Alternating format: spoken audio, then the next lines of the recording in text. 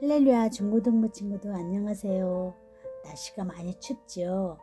감기 조심하시고 코로나 조심하세요. 오늘 공과는 제12과 자살 살자입니다. 먼저 기도하겠습니다. 할렐루야. 사랑해 주님 감사합니다. 마귀는 여러 가지로 역사하지만 가장 크고 무서운 역사는 사람으로 하여금 자살하게 하는 것입니다. 자살은 사람을 지을 수 있는 죄 중에서 가장 심각한 죄입니다. 자살을 부추기는 마귀 역사가 갈수록 강해져 간다고 합니다. 이 악한 마귀로부터 자신을 지키려면 말씀과 기도로 항상 깨어 있어서 마귀의 역사에 대적해야 합니다. 하나님, 오늘 공과를 통해서 친구들과 우리 모두 악한 마귀를 이길 수 있는 지혜를 주시고 믿음이 더욱 강건해질 수 있도록 도와주세요. 예수님의 이름으로 기도드립니다. 아멘. 중앙자살예방센터에서 발간한 자살 예방 백서에 따르면 우리나라는 매년 1만 3천 명이 넘는 사람들이 자살로 생을 마감한다고 합니다. 이는 하루에 35명 이상이 자살로 목숨을 끊는다는 것입니다. 만일 사람 35명을 태운 버스가 절벽에서 떨어져 타고 있던 사람이 모두 죽는 사고가 매일 반복된다면 아마 온 나라가 난리가 날 것입니다. 그러나 자살로 인해서 하루에 35명씩 죽어가고 있는 것은 사람들이 별 관심을 갖지 않습니다. 어떤 유명한 사람이나 자살하면 잠깐 관심을 가질 뿐 얼마 지나지 않아 곧 잊어버리고 맙니다. 지금 이 시간에도 어느 곳에선가는 매일매일 수십 명의 사람들이 극단적인 선택을 하고 있습니다. 우리나라의 인구 10만 명당 자살률은 26.5명으로 OECD 가입국 중에서 1위의 불명예를 안고 있습니다. 특별히 10대 이하 자살자는 245명으로 10만 명당 자살률은 2.3명, 20대는 1087명으로 10만 명당 자살률은 16.4명입니다. 자살은 청소년 사망 원인 1위를 차지하고 있습니다.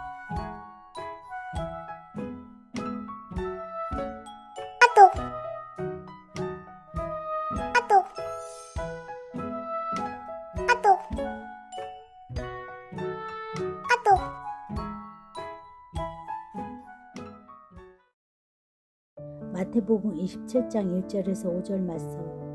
새벽에 모든 대제사장과 백성의 장로들이 예수를 죽이려고 함께 의논하고 결박하여 끌고 가서 총독 빌라도에게 넘겨주니라. 그때 예수를 판 유다가 그의 정죄됨을 보고 스스로 뉘우쳐 그 은 30을 대제사장과 장로들에게 도로 갖다 주며 이르되 내가 무죄한 피를 팔고 죄를 범하였도다 하니 그들이 이르되 그것이 우리에게 무슨 상관이냐, 내가 당하라 하거늘 유다가 은을 성소에 던져놓고 물러가서 스스로 목매어 죽은지라.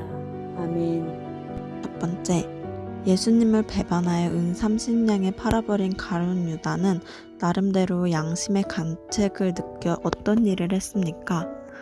자신이 배반하여 대제사장들과 장로들에게 넘겨준 예수님께서 결박당하여 총독 빌라도에게 넘겨지는 모습을 지켜본 유다는 그래도 일말의 양심은 남아있어서 죄책감을 느꼈습니다. 그는 예수님을 배반한 것을 후회하며 그 대가로 받은 은 30냥을 대제사장들과 장로들에게 도로 갖다 주어 죄책감을 덜어내고자 했습니다. 두 번째, 잠깐 후회는 했지만 가룟 유다는 결국 어떤 선택을 하고 말았습니까? 가룟 유다는 은 30냥을 돌려주려고 했지만 대제사장들과 장로들은 받지 않았습니다. 후회와 양심의 가책을 견디지 못한 가룟 유다는 은을 성소에 던져놓고 곧장 흰놈 골짜기의 으슥한 곳으로 달려가 목매어 죽고 말았습니다. 세 번째, 그는 어떤 비참한 결과를 맞이하게 되었습니까? 사도행전 1장 18절을 보면 이 사람이 불의의 삭으로 밭을 사고 후에 몸이 곤두박질하여 배가 터져 창자가 다 흘러나온지라 라고 나와 있습니다. 또한 마가복음 14장 21절을 보면 인자는 자기에 대하여 기록된 대로 가거니와 인자를 파는 그 사람에게는 화가 있으려리로다. 그 사람은 차라리 나지 아니하였더라면 자기에게 좋을 뻔하였느니라 하시니라 라고 나와 있습니다. 가룟 유다는 시체는 목매었던 줄이 끊어져 날카로운 바위 투성이의 바닥에 떨어졌고 비참한 최후를 맞이하게 되었습니다. 그는 예수님께서 경고하신 대로 그렇게 죽을 바엔 차라리 태어나지 않았으면 좋을 뻔한 사람이 되고 말았습니다. 네 번째, 예수님을 3번이나 부인했던 베드로와 예수님을 버리고 다 도망가 버렸던 제자들은 가룟 유다와 달리 어떤 선택을 했습니까? 사도행전 1장 13절에서 14절을 보면 들어가 그들이 유하는 다락방으로 올라가니 베드로, 요한, 야고보, 안드레와 빌립, 도마와 바돌로메, 마테와 및 알페오의 아들 야고보, 셀롯인 시몬, 야고보의 아들 유다가 다 거기 있어 여자들과 예수의 어머니 마리아와 예수의 아우들과 더불어 마음을 같이하여 오로지 기도에 힘쓰더라 라고 나와 있습니다. 예수님을 3번이나 부인했던 베드로와 주님을 버리고 다 도망가 버렸던 제자들도 가룟 유다와 마찬가지로 견디기 힘들 후회와 죄책감에 시달렸을 것입니다. 그러나 그들은 목매러 가는 것이 아니라 기도하는 자리로 갔습니다. 마가의 다락방에 모여서 함께 간절히 기도할 때 성령의 충만함을 받았습니다. 그들은 자신들의 부끄러운 일을 딛고 일어나 오순절 초대교회 대부흥의 위대한 주인공들이 되었습니다. 우린 단순히 후회만 해서는 안 되고 회개해야 합니다. 후회는 자신의 잘못을 깨닫고 괴로워하는 것으로 끝납니다. 그 괴로움을 견디지 못해 극단적인 선택을 하기도 합니다. 그러나 회개는 자신의 잘못을 인해 그 잘못을 고치는 자리까지 나아갑니다. 괴로운 것으로 끝나는 것이 아니라 마음을 고쳐먹는 개심의 자리까지 나아가는 것입니다. 회개는 후회로만 끝나는 것이 아니라 온전히 새로워지고 변화되는 것입니다. 누구나 다 잘못을 저지를 수 있습니다. 그때마다 후회만 하지 말고 회개해야 합니다. 나누고 실천하기. 사람들은 왜 자살을 선택하게 될까요? 자살은 왜 큰 죄가 되는지 생각을 나누어 봅시다. 자살의 이유는 여러 가지가 있습니다.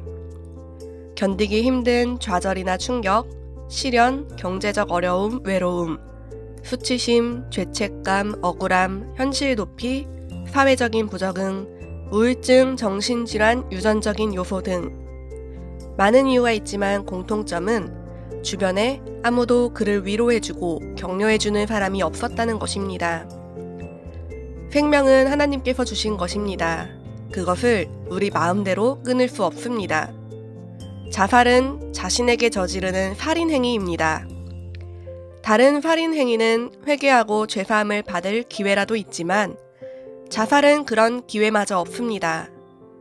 더구나 믿는 사람의 자살은 하나님의 도우심을 철저하게 부정해버리는 행위입니다. 최근에 유명 정치인이나 연예인의 자살 소식들은 사회에 큰 충격을 주고 있습니다. 그런 소식들을 들을 때 우리는 어떤 반응을 보여야 합니까? 흔히 자살한 사람의 소식이 전해지면 일단은 누구나 안타까운 마음을 갖게 됩니다. 그래서 그들을 동정하는 마음에 좋은 곳으로 가시기를 바랍니다. 혹은 이제는 편히 쉬세요 라는 등의 댓글을 남기기도 합니다. 물론 안타까운 마음에 그런 이야기들을 해주는 것이겠지만 자살은 절대 좋은 곳으로 가는 길이 아니고 자살하면 편히 쉬게 되는 것도 아닙니다. 사회적으로 그런 온정적인 분위기가 조성되면 오히려 모방자살이 늘어나게 됩니다. 안타까운 마음은 가져야겠지만 자살은 결코 올바른 선택이 아니라는 점은 분명히 해야 합니다. 주변에 우리가 더욱 따뜻한 관심과 그리스도의 사랑을 가지고 돌아보아야 할 영혼들은 없는지 살펴봅시다. 혹시 여러 가지 어려운 환경 속에 소외된 친구가 있다면 한 주 동안 사랑으로 섬기도록 합시다.